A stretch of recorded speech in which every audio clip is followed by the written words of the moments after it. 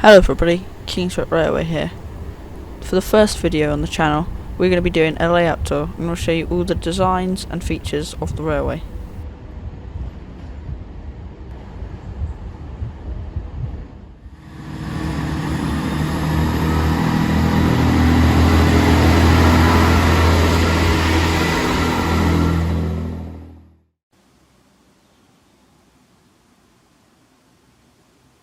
Here we are at the railway, which is located in the loft.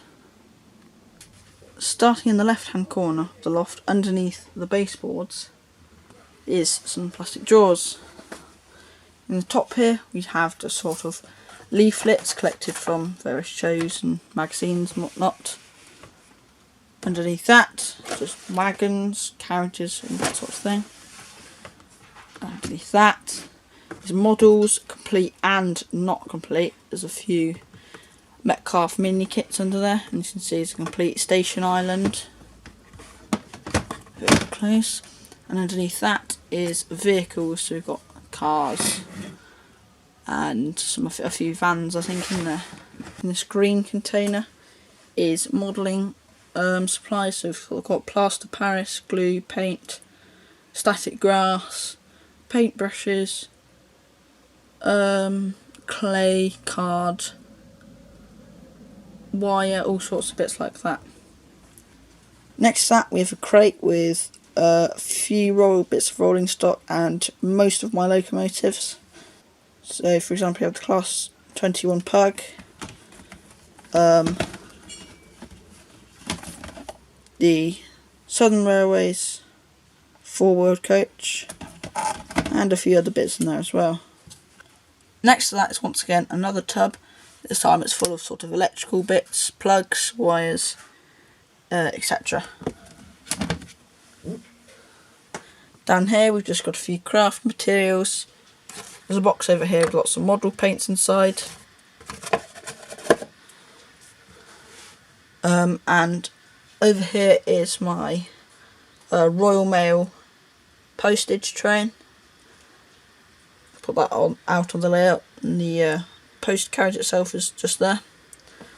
And down all of this side is foam and card and wood for days. We have pretty much enough foam, I'd say, to probably sculpt most of the embankments we're doing. Different perspective, and you can really see how much foam we have down here. Over here we have a toolbox with, well, tools obviously. Saws, hammers, craft knives, things like that. Along here you can see there's some wires hanging down. It's just more foam, wood, crafting, things like that. In that pink tub over there it's excess cut off bits of foam I can use to make texture on hills and things. There's a soldering iron over there, a fan, and got prize possession Flying Scotsman. With the loco itself, 3 carriages, and it comes with a cassette. Cassette is currently in this Philips roller, it's very old, and it actually still works, so that's useful for making sounds. Forgot to mention this. In here is a few other models I've made. Turning back over to here, there is track wires, chocolate blocks, some chocolate blocks down here, and there's a few Hornby magazines, wood, and over here there's actually some tunnel portals. A few of them are being used. So onto the upper section, the railway itself. Here we are at the far end, and we have some sidings here. At the end there is the Royal Mail train. Down here we have a rail freight class 58, some Freightliner containers and a car transporter. Exiting the sidings there is a signal box. This is a Metcalfe kit. I can't remember what the code is. I'll put it up on screen. You then pass the junction here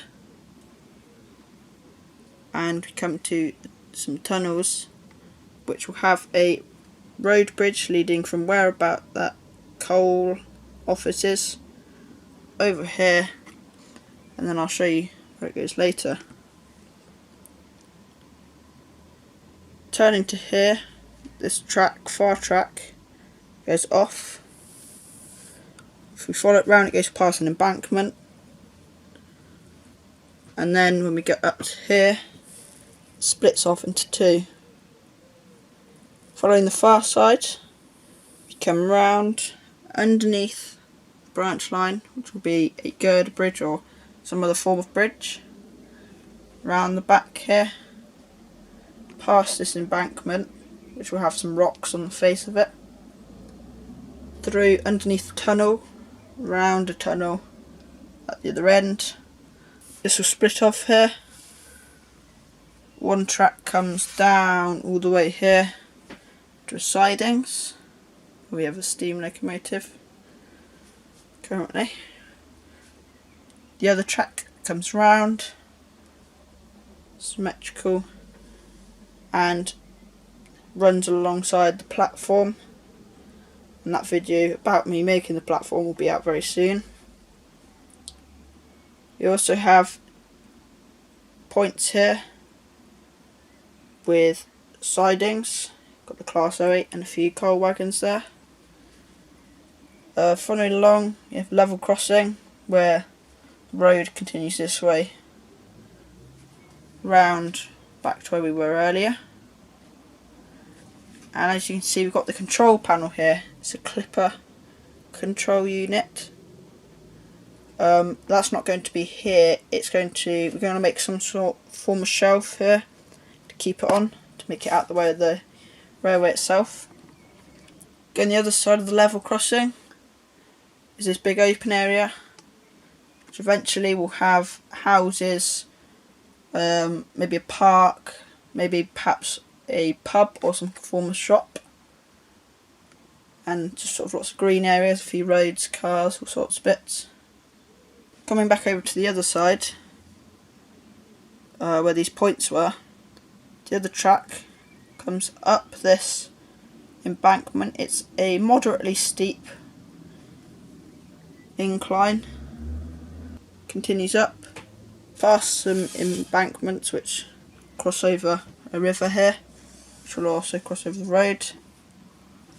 It continues around a bend here, where there's going to be a hill with a farm building or perhaps some kind of mill, water mill. Continuing over the rocky area, we can have a few fields here. Continues all the way over to this farthest bit of polystyrene.